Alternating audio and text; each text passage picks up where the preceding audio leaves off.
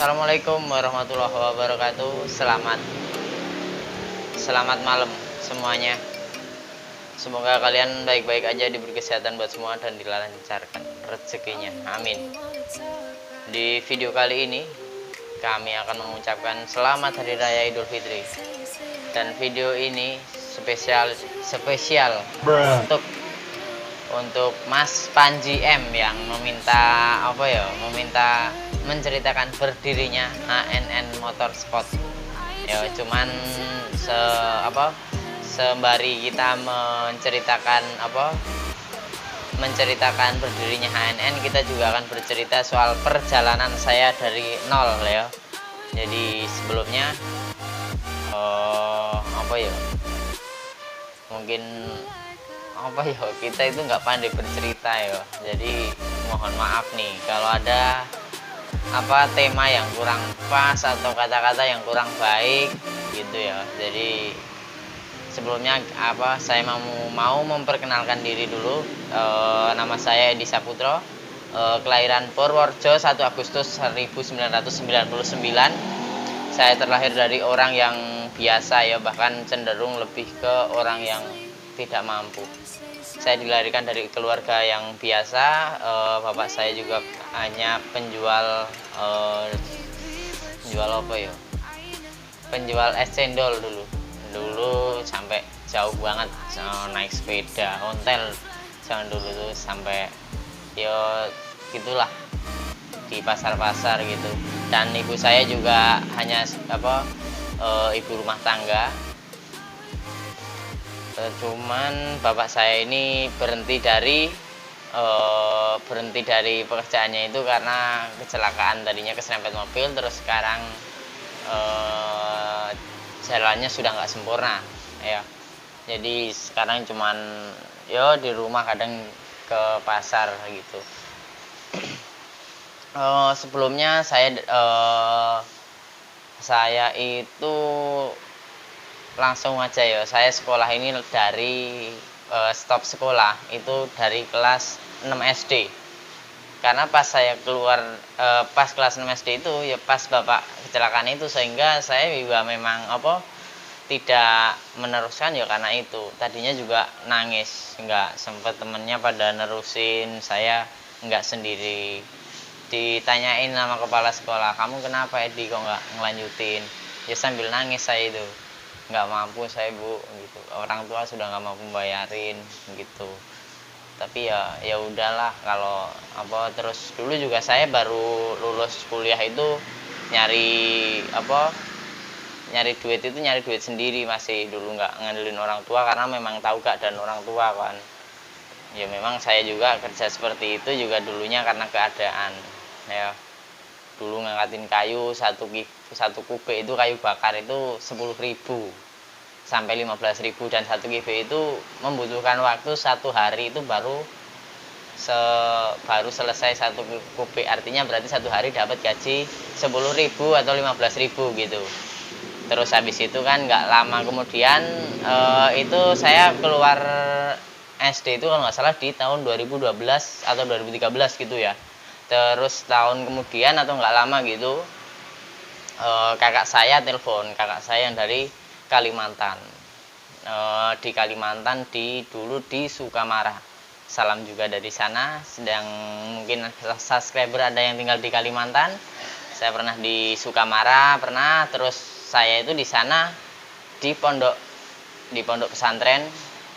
Cuman nggak betah dulu itu, cuman sebulan, bahkan saya cuman sebulan cuma hanya bisa sholat, yaitu sholat doang ya, apa yang bisa saya amalkan. Karena kenapa saya nggak betah? Sebenarnya masalahnya cuma sepele dulu itu.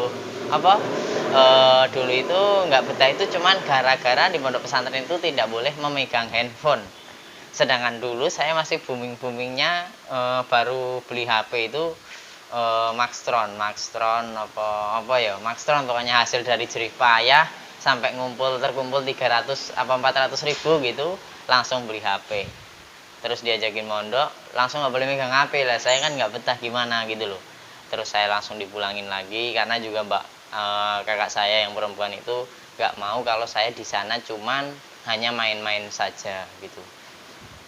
terus sekarang nyesel nggak keluar dari pondok. Ya jujur saya nyesel, cuman kan saya pulang ke pondok lagi sudah nggak mungkin kalau untuk sekarang. Jadi cara untuk memperbaiki diri dan keluarga yo paling nanti yang saya punya cita-cita yo nanti tak anak saya itu nanti pengen saya pondokin. Kok sliver kowe mau saya pondokin, enggak, saya nggak pengen anak saya itu nanti sekolah, bukan menjelek-jelekan sekolah ya, cuman bagi saya itu yang paling lebih penting itu pondok sih gitu.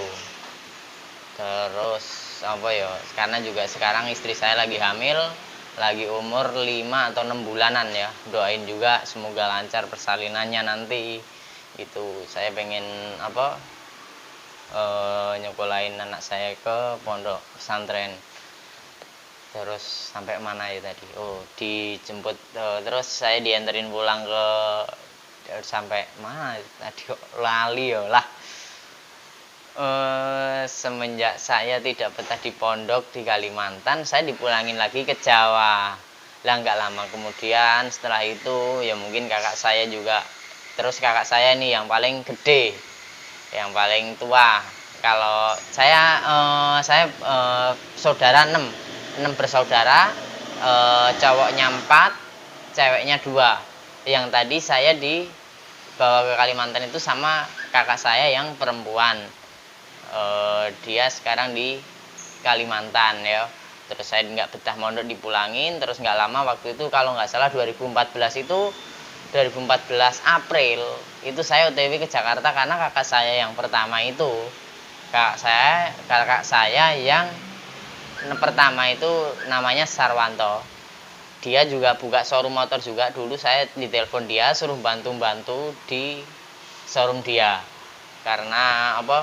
Daripada di kampung beban orang tua kan otomatis kan, kalau di kampung kan saya nggak kerja, terus saya juga nggak bakalan berkembang, terus makan juga berarti kan artinya beban orang tua.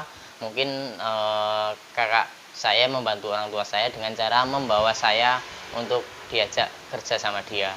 Dan dulu juga gaji nggak seberapa. Dulu itu saya waktu gajian itu selama 1 tahun itu gaji per bulannya 750. Terus sampai tahun berikutnya sampai 2018 kemarin itu 2018 kemarin itu gajinya 850. Cuman gitu, saya itu orangnya kan nggak boros, bahkan ngerokok aja saya nggak kenal sebelum saya bisnis main motor ini. Dulu yang saya ambil itu gaji yang ekornya lebihannya dari GoPay aja, jadi 250 saya ambil, saya buat jajan, terus yang 500 saya simpen tuh. Saya simpen sampai ngumpul, sampai ada uang 5 juta atau 5,5 ya dulu. Terus saya beli Satria dulu, pertama Satria 2012, dulu masih pasaran masih 6,5 itu. Terus saya bosen, saya jual gitu. Terus dapat lagi yang lebih muda lagi 2014. Terus waktu itu saya itu kan orangnya royal loh ya.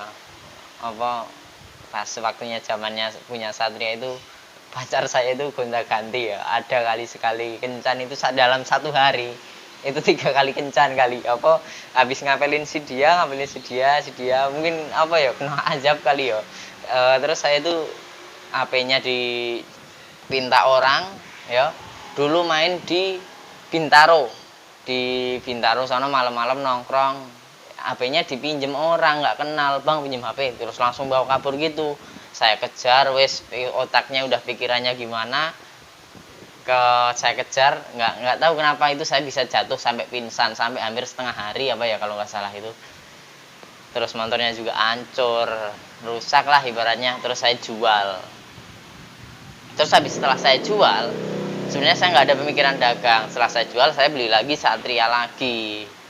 Terus pas waktu itu nggak tahu berjalannya waktu gimana, pas ada yang lihat motor kakak saya kan jual beli motor juga. Kalau saya enggak, saat itu enggak. Kakak saya dagangnya di Bambu Apus juga, di daerah sini juga. Putra Motor dia, kalau mau nyari motor boleh juga ke sana. Putra Motor Jalan Lele nomor 108 Bambu Apus Pamulang. Itu dulu di saat ada yang lihat di motor dia, itu kok minat motor saya tuh. Lah, terus dia jadiin motor saya. Terus kok tawaran itu kok untung gitu loh. Waktu itu untung 300 atau 400 gitu, lupa saya.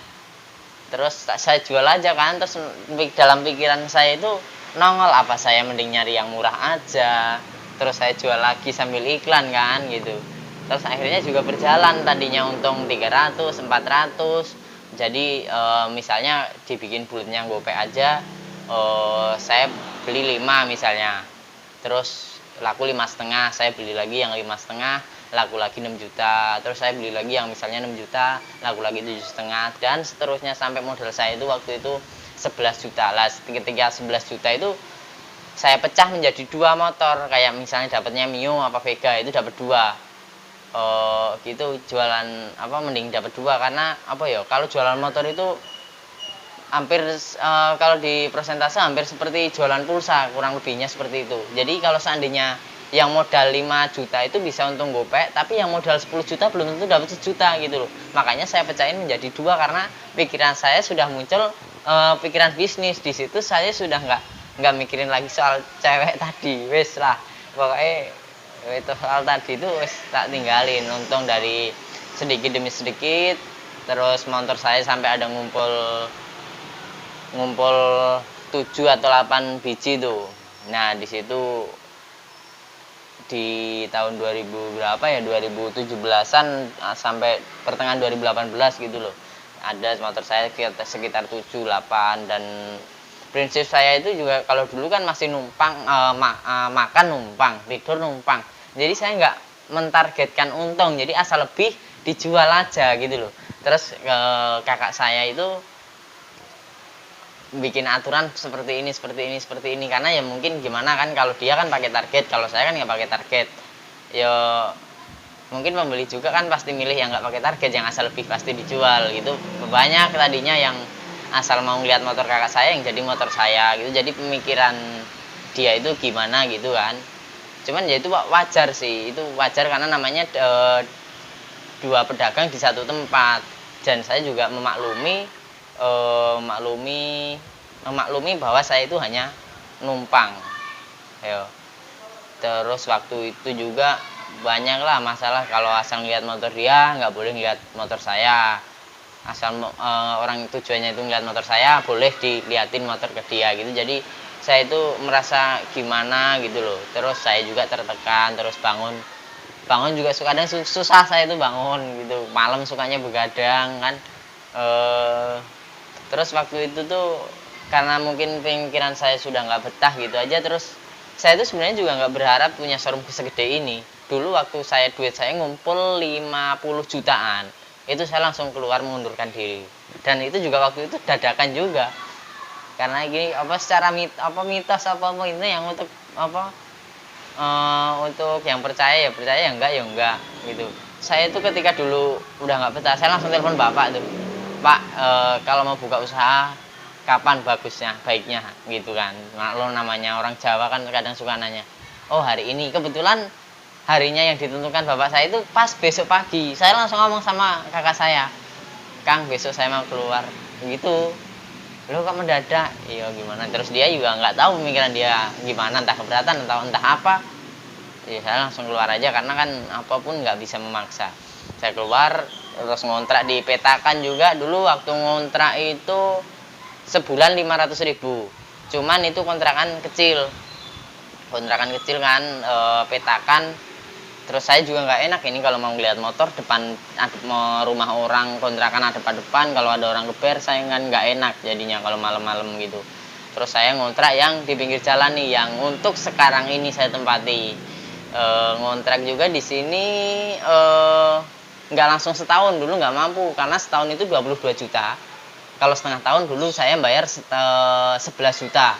Karena juga kebetulan juga yang punya kontrakan ini, yang punya ruko ini, itu calo motor juga, dulu main-main motor juga, jadi kenal lah gitu. Jadi nggak apa-apa yang harusnya ruko dibayar per tahun, tapi ini saya bayar dulu setengah tahun dulu. Waktu itu modal saya 50 juta buat bayar kontrakan ini, sisa 39 juta. Ya dulu dapatnya apa sih? Ya mungkin kalau kalian kesini dulu di awal 2018 atau 2019 ke menengah itu, mungkin stok saya nggak ada sebanyak ini. Dulu stok paling 7 atau 8, dan itu juga stok paling Revo, Vega ZR, Mio. Pokoknya yang modal di bawah 5 juta karena supaya motor itu dengan budget yang minim bisa dapat motor banyak gitu loh. Karena yaitu tadi jualan motor itu nggak bisa yang modal 5 juta bisa dapat gopek, yang modal 10 juta dapat 1 juta itu belum tentu.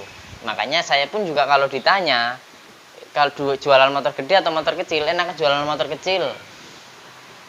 Karena apa ya gitu, kalau motor gede untungnya nggak bisa dikalkulasi seperti motor kecil itu tadi. Terus penjualannya juga daya tariknya pembeli banyakkan motor yang sekitar 5, 6, 7 karena kan apa mengingat kondisi Indonesia yang seperti ini juga gitu. Jadi ya itulah karena ini keadaan itu. Terus semakin hari tadinya masa saya pas baru buka showroom nggak berharap punya showroom gede seperti ini. Tadinya ya asal bisa makan, syukur-syukur sisa sedikit. Saya nyari kebebasan, satu yang pertama itu nyari kebebasan. Dua, saya bangun jam 10, jam 11 tidak ada yang ngomelin sama sekali. Asal kontrakan kebayar, asal makan bisa hidup, apalagi yang kita cari sih kan gitu. Terus cuman alhamdulillah ya dari dulu tuh naik terus, dari modal per bulannya nambah 3 juta, 4 juta, 5 juta. Yo sampai sekarang seperti ini gitu. Bahkan tadinya pas kelihatan mungkin kalau diibaratkan bunga sudah mulai agak mekar itu, saya ditawarin kakak saya utang dulu waktu itu. Pernah utang, dia kan mau ke bank. Lah saya mau dikasih berapa gitu. Jadi misalnya seandainya dia mau minjem 200 juta lah, nanti yang 50 juta atau 100 juta kasih saya nanti soal nyicil bagi dua, mungkin seperti itu maksud dia. Cuman saya itu nggak mau berpikir panjang, saya nggak mau utang, saya nggak mau tertekan, saya tidak mau main bank. Sampai sekarang juga saya tanamkan gitu loh. Jadi memang ya seperti itu, saya memang dari dulu itu tidak main bank. Bahkan jualan sampai sekarang pun juga saya mohon maaf juga saya tidak terima kredit ya, tidak menerima kredit. Kita hanya cash aja, atau tukar tambah boleh ya. Kalau saya bukan berarti terus menyalahkan yang kredit juga enggak gitu. Ini hanya saja kepedean saya itu, saya tidak mau mengkreditkan dagangan saya gitu loh. Terus apa ya itu tadi, kalau soal kenapa adanya channel YouTube ini, dulu itu saya cuma iseng aja. Bahkan kalau kalian scroll ke bawah itu video saya cuma dari TikTok saya upload tuh, terus iseng-iseng aja berarti ya, karena kan saya itu sekarang kan sudah jarang sibuk ya, waktu senggangnya itu banyak sekali karena motor juga sudah dikerjakan pekerja saya. Terus saya itu kerja cuman nyari motor aja, terus bagian penjualan, pembersihan itu saya serahkan pada mereka. Paling nanti dipandu-pandu sedikit, ini suruh ngapain gitu. Terus saya kan waktu lenggang kan ada tuh, terus iseng saya bikin YouTube. Siapa tahu kan kalau maju. Saya sih nggak begitu berharap dari gaji YouTube itu, bukan. Bahkan saya itu sebenarnya kurang pas kalau untuk disebut jadi YouTuber. Saya nggak terlalu berharap dari gaji YouTube. Saya itu hanya iseng aja, terus ada pembeli yang dari YouTube itu saya sudah syukur banget. Artinya kan YouTube-nya ini ada bermanfaatnya gitu loh. Terus juga tadinya waktu bikin YouTube ya itu upload. Bahkan kalau kalian scroll ke bawah kan video saya yang dulu itu masih polos-polos ya, masih begini. Ini juga nggak ada kameramen, saya cuma pakai tripod dan pakai kamera depan. Jadi kalau dari situ ini kelihatannya tangan kiri, ini kelihatannya tangan kanan, tapi bukan, ini tangan kiri, ini tangan kanan ya. Wis lah yo, tak karo rokok sih lah, Ini rokoknya pakai tangan kiri saya. Lakukan hal baik dengan cara lakukan hal baik dengan tangan kanan, lakukan hal buruk dengan tangan kiri. Kayak misalnya cebok, ngerokok, itu saya pakai tangan kiri. Makan pakai tangan kanan.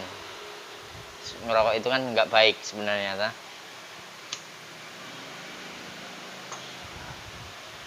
Ngerokok ini haram atau makruh nih?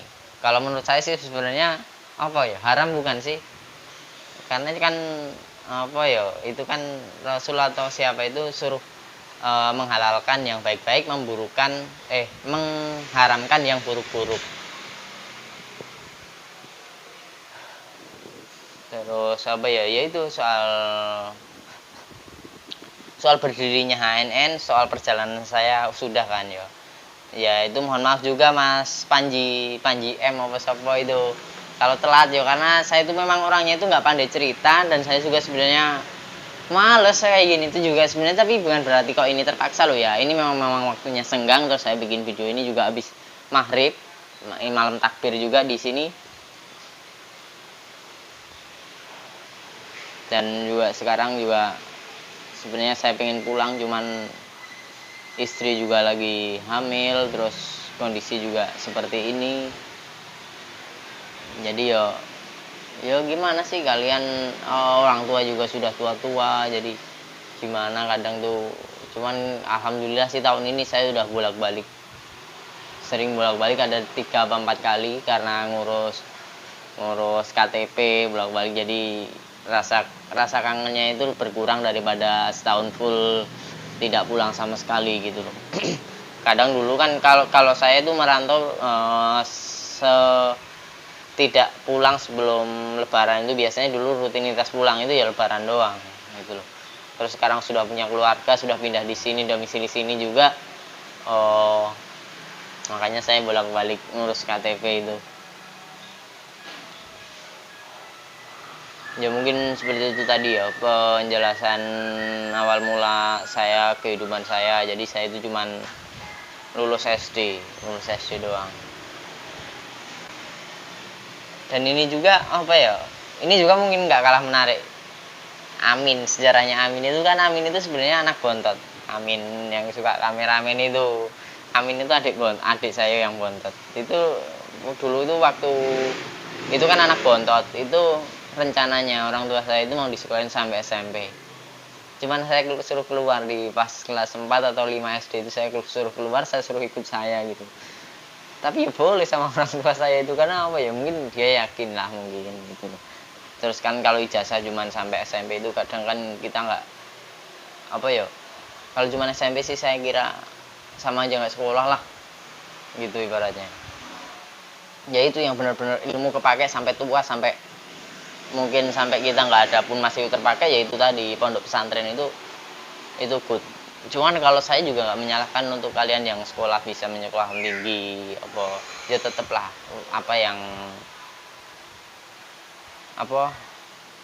tetap saya nggak menyalahkan sekolah juga. Dan saya hanya mendukung buat semuanya yang mungkin kurang mampu atau cuman sekolah SD atau bahkan nggak sekolah sama sekali. Kita punya 1000 jalan, karena kan di mana ada usaha di situ ada jalan. Yuk tetap jangan menyerah lah pokoknya. Bahkan anak keluarga saudara saya itu nggak ada yang lebih dari SMP, itu nggak ada. Yang laki-laki ini kakak saya semua SD doang.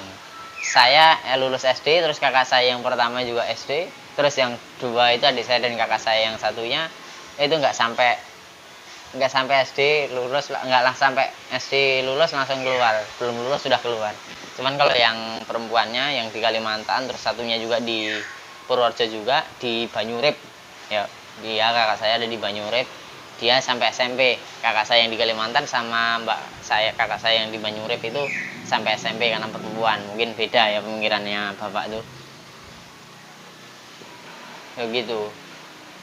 Jadi apa ya, pokoknya yang tidak bisa sekolah tinggi-tinggi, yang tidak bisa kuliah, jangan berkecil hati, karena jalannya rezeki itu bisa lewat mana saja, dan rezeki itu tidak memandang ijazah. Karena banyak juga yang sekolah biasa-biasa aja, tapi di dalam dunia nyata mereka lihai, mereka pinter, mereka dapat penghasilan. Dan begitu juga sebaliknya, banyak yang ijazah tinggi tapi jadi pengangguran. Dan yang jadi pengangguran terus juga cari kerjaan yang kalian mau. Semoga cita-cita kalian segera dikabulkan. Oke, mungkin seperti itu tadi lah ya. Ada kurang lebihnya mohon dimaafkan juga. Assalamualaikum warahmatullahi wabarakatuh.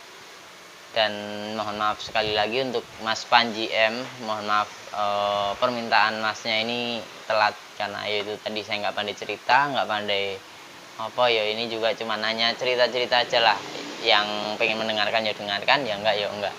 Terus juga kabar baiknya ini sudah nanti bulan depan ini gaji YouTube ini sudah turun di angka 2 jutaan. 2 jutaan. Saya pengennya tuh nanti yang 1 juta saya pengen buat baju HNN Motorsport, nanti kita bagikan ke subscriber yang senilai 1 juta, yang senilai 1 juta lagi kita bagikan ke yang membutuhkan ya. Dan kalian juga jangan lupa subscribe channel ini, karena sedekah tidak harus mengeluarkan uang, harta, dan benda. Kalian bisa juga sekalian juga bisa juga sedekah dengan cara subscribe channel HNN Motorsport, karena sebagian dari channel ini akan kita bagikan ke yang membutuhkan. Oke. Assalamualaikum warahmatullahi wabarakatuh dan see you.